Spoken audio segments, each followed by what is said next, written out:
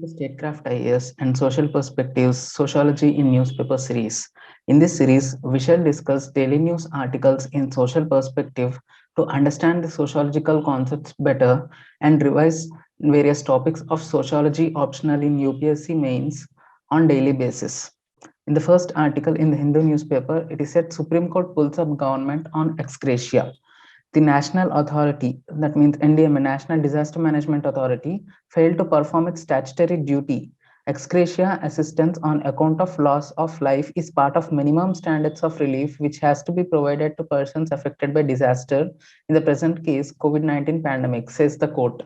Now, this means court is observing that it is the statutory duty of National Disaster Management Authority to provide ex gratia to the kin of COVID-19 victims or who succumb to COVID-19 pandemic. Now, this comes to the question why state support is needed to the kin of COVID-19 victims. That means why the state support is needed for the underprivileged. Because COVID-19 victims or COVID-19 kin of COVID-19 victims have become underprivileged in the present case. But why state support is needed for them shall be discussed in social perspective in the following manner.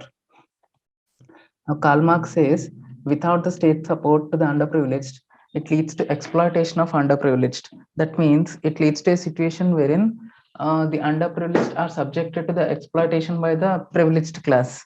Privileged class surely enjoy better benefits or better means of production they have, or better avenues for their empowerment they have. Hence, this results in a situation wherein inequality exists in the society, and underprivileged, because of the lack of privileges available to them, though they have talent and will to move forward in the society, they get exploited by the privileged class, Karl Marx says. Now, that exploitation results in polarization, and that polarization ultimately results in class in itself to class for itself. This transformation happens, and it results in social conflict, says Karl Marx. Now, so to avoid such social conflict, state support is needed for the underprivileged, says Karl Marx. In Durkheim's perspective, without the state support to the underprivileged, it results in a situation wherein inequalities occur in society. Now, these inequalities are external to the individual, they are not natural inequalities. That means they are not given by the birth. These are external. That means because of social structure or because of some external phenomenon like this COVID pandemic, inequalities bound to occur sometimes in life. Now, if that inequalities are not addressed by the state, it leads to the frustration with the society among the individuals. They tend to frustrate with themselves or they tend to frustrate with a society. Now, that frustration undermines solidarity, says Durkheim. In Parsons' view, without the state support, it results in change in the direction of flow of energy and information control, and hence it results in social change. Now, to avoid such social change, state support is needed to the underprivileged. In Max Weber's view, without the state support, it results in dissatisfaction with his class of the individual. The dissatisfaction leads to strikes, protests, etc., which is a situation of social unrest in society, which is not good for society. Hence, state support is needed, says Max Weber. In R.K. Merton's view, unequal emphasis on cultural goals and institutional means leads to state anomie. Now, different individuals respond to the state anomie in different manners, and that is called deviance. Now, this deviance may result in the birth of antisocial elements or threats to the society or social solidarity. Hence, a state support is needed to the underprivileged, says R.K. Merton. Moving on to the next article, here it is said police foil ABVP activists march towards secretariat. Now, ABVP activists are fighting for job calendar released by the Andhra Pradesh government, and they are taking part in the protests. Now, if you analyze this in our sociology syllabus, this comes under the unit Politics and Society in paper 1. Under that unit, there is a chapter called Types of Political Participation. According to Lester Milbrad, there are 4 types of political participants. One is political apathetics. These people, they do not participate in any kind of politics. They know nothing about politics. They do not bother about what's happening around them in the society. And hence they turn eventually into political apathetics. These kind of people are largely present in authoritarian societies, because in authoritarian governments, even though the people respond to the government actions, their actions will be suppressed very hardly by the government, and hence people do not find any reason for going against the government or expressing their view against the government. Hence, people eventually turn blind eye to the government actions, and they eventually become political apathetics. Now, second kind are political spectators. These kind of people are largely present in democratic societies. These people participate in elections by voting and electing their leader. They try to discuss and debate political ongoings with their peer groups, friends, relatives, colleagues, etc. Apart from that, they do nothing. That means they do not come out to the streets and they do not protest against the government. And they just act as mere spectators to what's happening in the politics and society. These people are political spectators. Now, third kind are transitional activists. These people are turned into activists occasionally when there is any misgiving going by the government, or when there is any injustice meted out to the society. These people come out to the streets and express their opinion or dissenting voice against the government through various means. That means through rasta rokos or protests or bands or hartals or political social media campaigns, etc. These are transitional activists. Now these APVP activists also, these people can be called as transitional activists. A fourth kind are gladiators. These people not only express their dissenting opinion against the government, but also participate in elections and try to change the social order and political order. That means they have alternative social order in their mind, and they work upon that social order to be achieved in the society. Hence, they participate in elections. These kind of people are gladiators. However, in our present article, these ABVP activists are transitional activists, as we already said. They are expressing their dissent, that means difference of opinion or disagreement, and they are protesting against the government.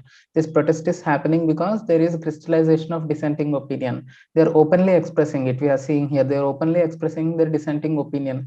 These people, AIYF people, we can see they are expressing their opinion in the public uh, because there is a consciousness of injustice and deprivation. They are conscious about the injustice meted out to them because of the job calendar, because only 36 jobs were released in the job calendar in group 1 and group 2 category. That's why they feel deprived, and they are expressing their injustice.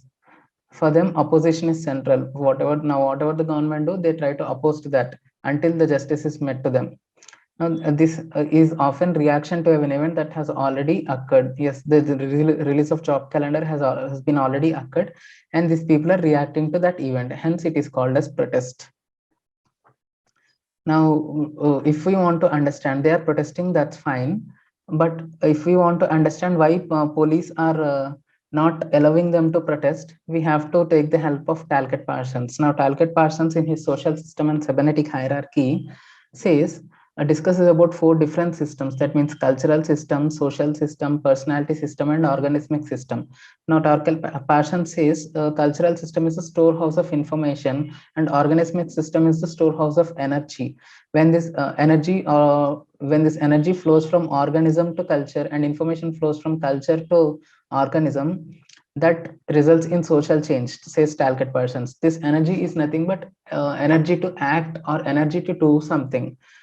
That energy, that dissenting opinion hitherto have been in the individual only, has been in the organism only. Now the dissenting opinion is getting transformed into the society, because they are coming out openly into the society and they are expressing their opinion. They are protesting against the government. That means that energy to protest, that energy to go against the government, is getting transformed from organism to personality and society.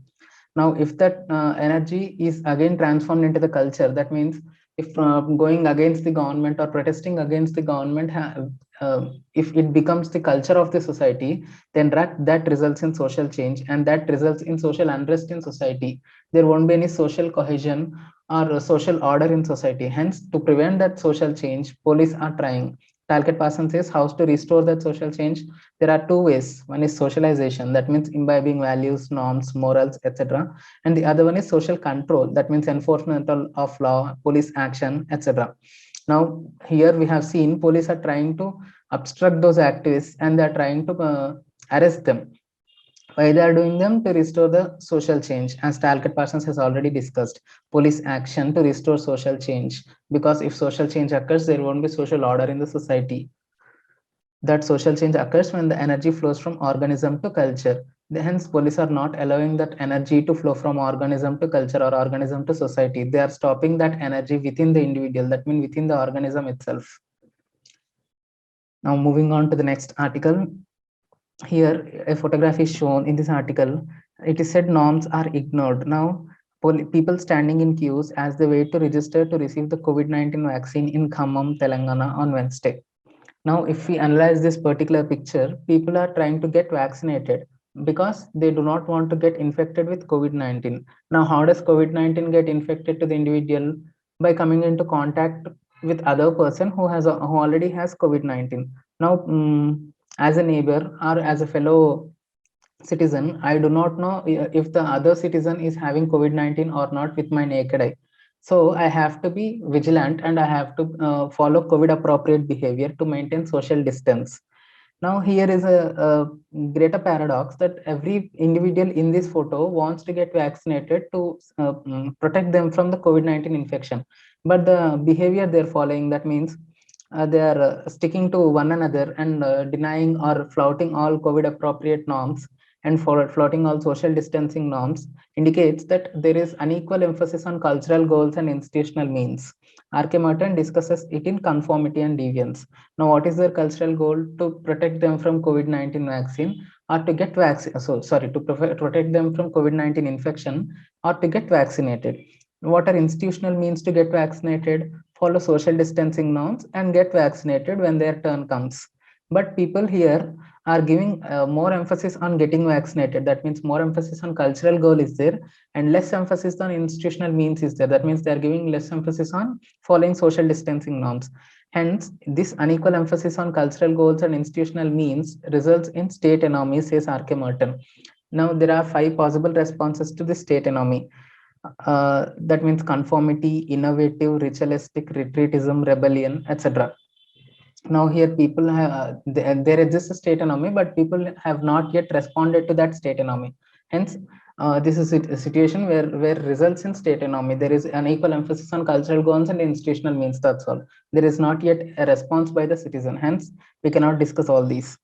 Now, R.K. Merton have not discussed why such people respond to that situation in that particular manner only, and not everyone. That is discussed by other sociologists, like Albert Cohen says it may be due to frustration.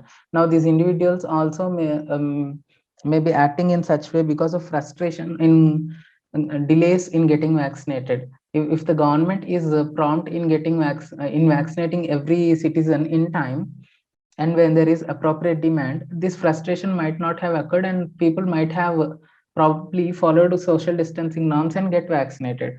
Because there are no available vaccines, people might have got frustrated and they have decided, and they might have decided to flout all social distancing norms to get vaccinated soon. That is what Albert Cohen says, frustration. Now, Bernard Lander says social disorganization may be the reason for deviance. That means there is no social proper organization here. If we can see, there is no social control or there is no proper regulation upon the people to regulate their to regulate the cues or to regulate their behavior. Because of that social disorganization, Bernard Lander says deviance occurs. Walter Miller says it is thrill. Now, thrill is not relevant here. Cloyd and Olin says criminal subculture. It may be partially true. Some of the individuals in this photograph might have flouted the regulations or might have flouted institutional means very often. That may be in the subculture amongst their families or relatives. That might have resulted in them to flout these norms also. Now, David Mazza says it may be out of mode fatalism. Mode fatalism is nothing but a psychological situation wherein individual gives emphasis to both cultural means and cultural goals and institutional means. He respects both goals and means. But because everyone else is not following or not giving equal emphasis to goals and means, he finds no reason in he himself or he alone giving emphasis to goals and means. Hence, he also tends to flout means or deviate from the institutional means or goals and achieve his goals in illegitimate manner. This happens mostly in corruption cases because individuals in government offices, though they want to be honest and earn money in legitimate manner, they tend to find everywhere corrupt people around them, and they find no reason for them alone following honest behavior. Hence, they also eventually try to get corrupt and try to earn money in illegitimate manner. That is called mood fatalism. Now, here also, even if I go and see this queue, I find no reason in getting vaccinated, surpassing all these people. In the same way, even though some of them want to follow institutional means, that means if they want to follow appropriate social distancing norms, as no one else is following the same, they find no reason in they alone following the social distancing norms and get vaccinated, and hence they try to flout those norms and get vaccinated at the earliest. That is called mood fatalism, says David Marza. And that is all we can analyze in social perspective in this article. Now, moving on to the next article. Here, this is an article written about Cinematograph Act by actor turned politician Kamal Hassan. He says, I have always believed in the power of cinema to transform society, and I still do. We discussed this already.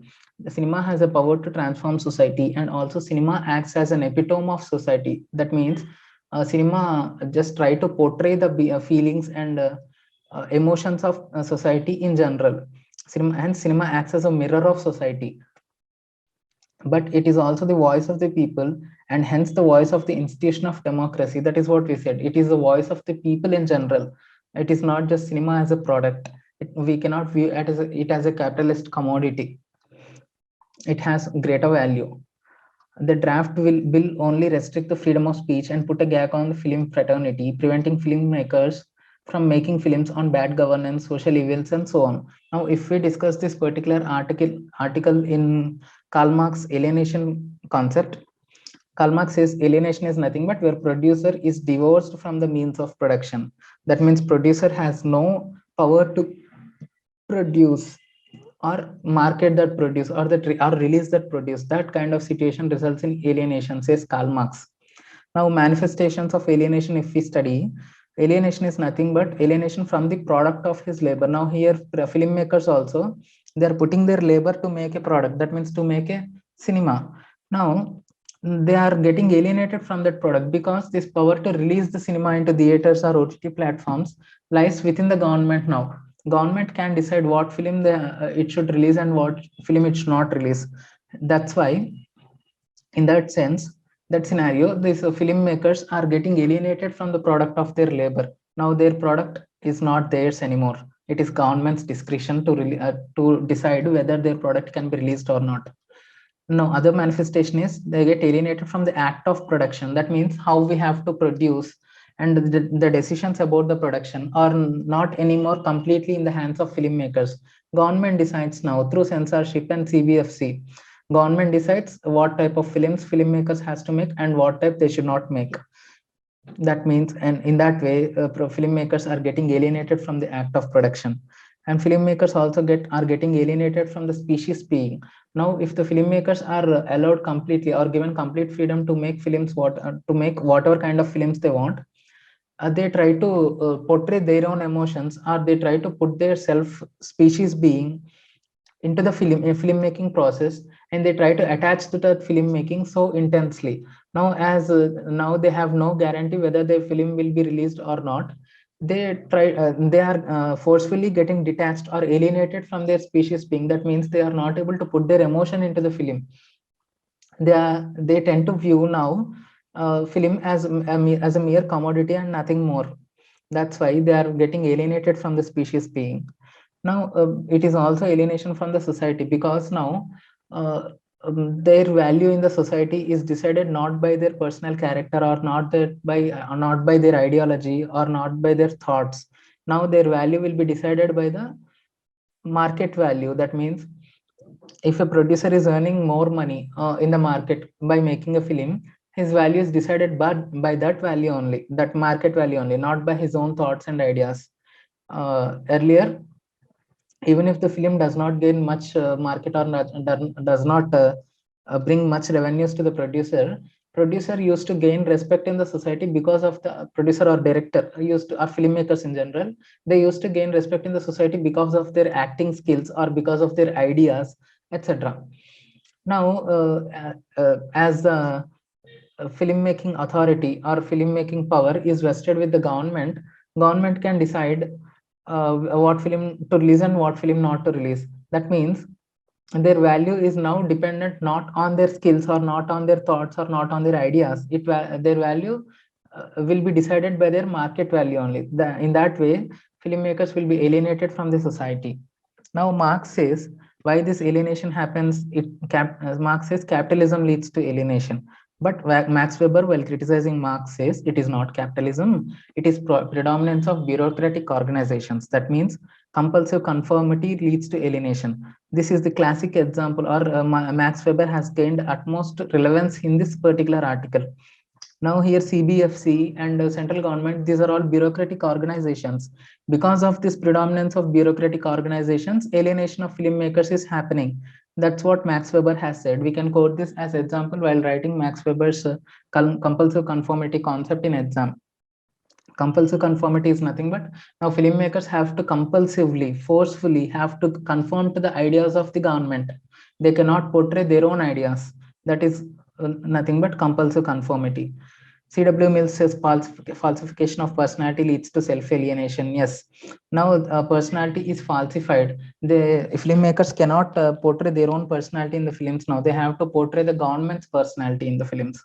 Hence, falsification of personality is happening, as CW Mills says. Herbert Marcuse' criticism is not so relevant. Melvin Siemens' reputational approach is also not so relevant. Robert Blumer's alienation and technology is also not so relevant.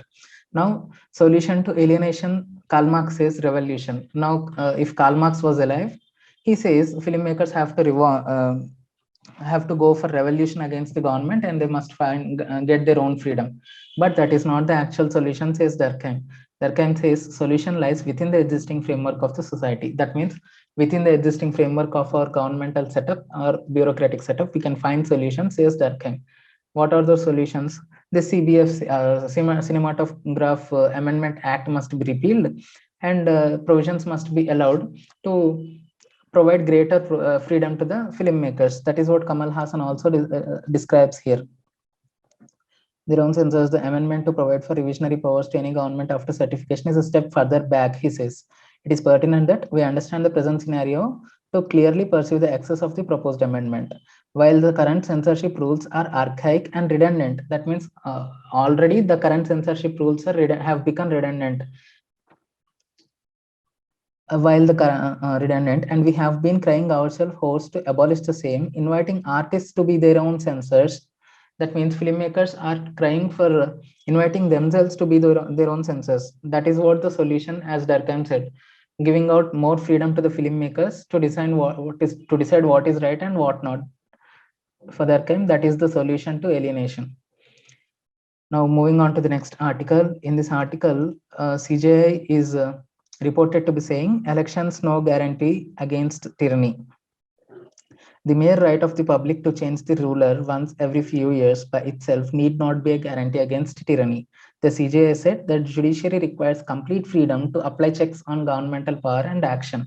Now, if we analyze this particular article in Max Weber's power and authority concept, this authority or power exercised by the government is nothing but rational legal authority because they are exercising it with legal sanction.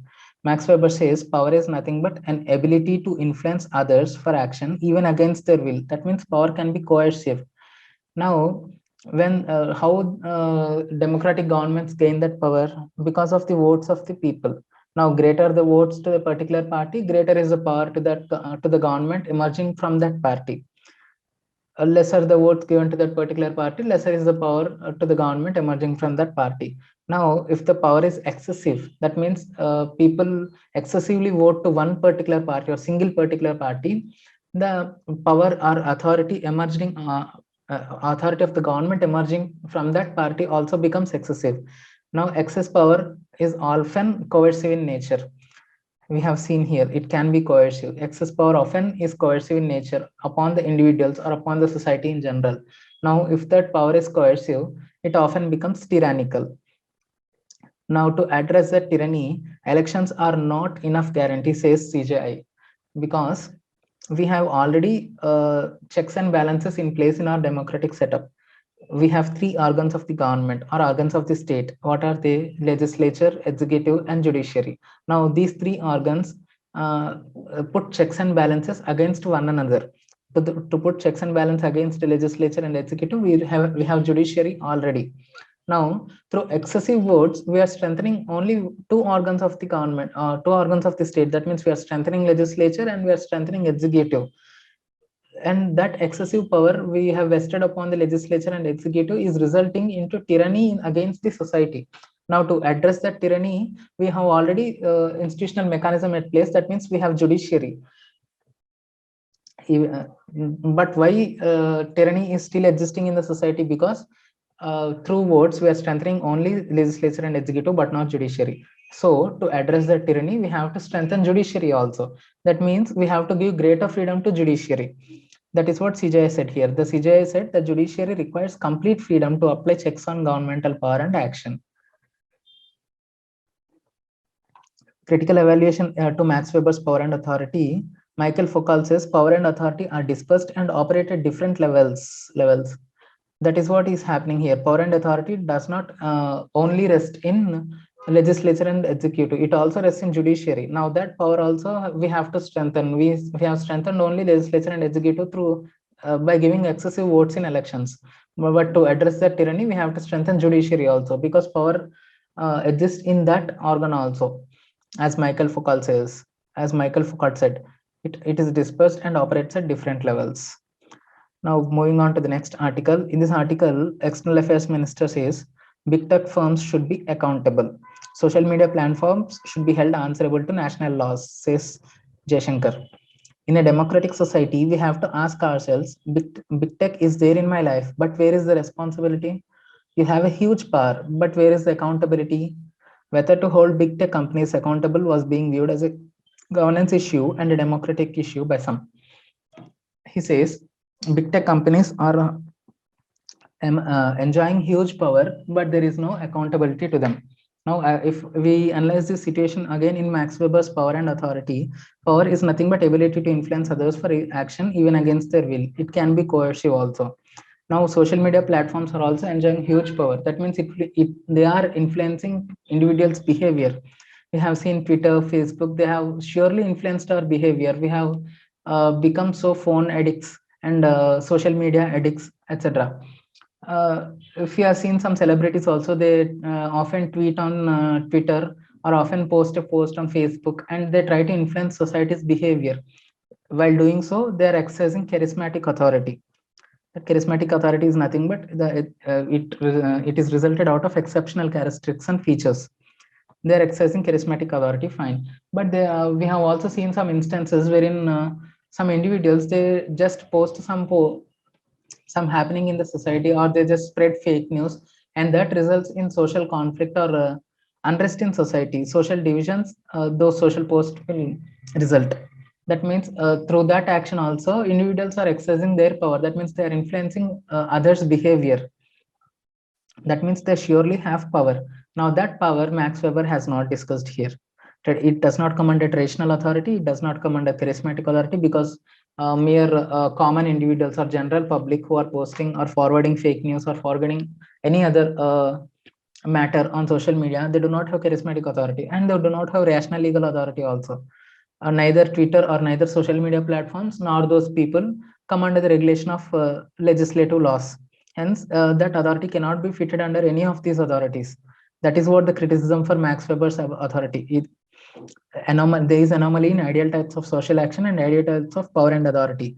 Max Weber discussed 4 types of social action, but he only discussed 3 types of authority. Emotional action is missing. In Max Weber's social action, there is recreational social action where both means and goals are rational. There is word rational social action where means are rational but not goals.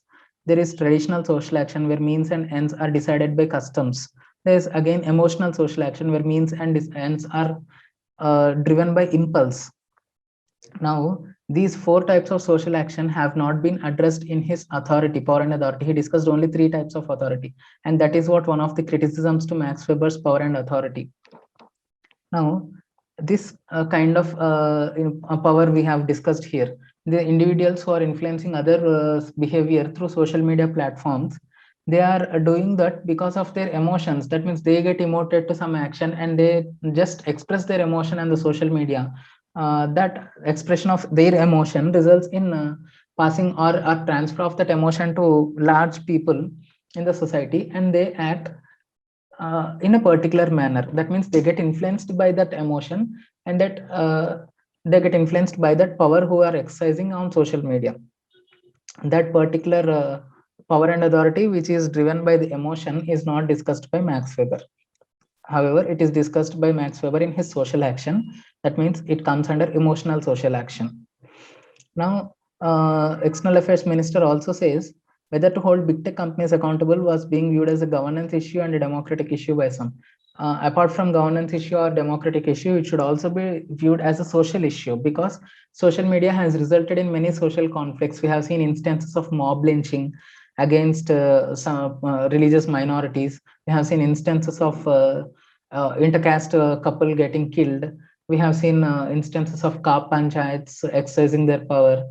All these are social issues. Hence, big tech companies holding huge power or enjoying huge power should be viewed not only as democratic issue or governance issue, it also should be as viewed as social issue. That means Thorsten Veblen, we have to remember here, Thorsten Veblen has discussed the impact of science and technology on various aspects of society. He has discussed the impact on individual, he has discussed the impact on family, on society, on religion, on culture and values, etc. In that way, we have to adopt Thorsten Veblen's approach, and we have to discuss this impact of social media on society in general also. Now, moving on to the next article, in the sports page, it is said it is possible to be nice and sweep the world too. In this article, it is said Tim Saudi recently auctioned his World Test Championship final shirt to raise funds for the treatment of an 8-year-old suffering from a rare type of cancer. Now, by doing so, he is influencing the society. That means he's enjoying the power. What power is enjoying and what authority he is enjoying? It is charismatic authority. That means it is due to his exceptional characteristics and features of cricketing. Because of those exceptional characteristics, he is influencing the society and he is raising funds for the cancer patient. Hence, this comes under charismatic authority. On the other hand, it is said, Kane Williamson saying, play the game hard but fair. While winning matters, the means to it is also more important. In saying so, Kane Williamson has reminded us of R.K. Martin. Now, R.K. Martin, in his conformity and deviance concept, discusses cultural goals and institutional means. Now, winning the game is a cultural goal. Institutional means is playing the game fair. It is said, Kane Williamson also said the same, play the game, but play the game hard to win the game. That means this is a cultural goal, but fair. This is an institutional mean. Hence, by saying so, Kane Williamson has put equal emphasis on both cultural goals and institutional means. That means he is a conformist. He is following cultural goals and institutional means also. Now, that is what we have for today in today's newspaper. Thank you for listening. If you like the content, please like, share, and subscribe to Statecraft IAS. Thank you and have a nice day.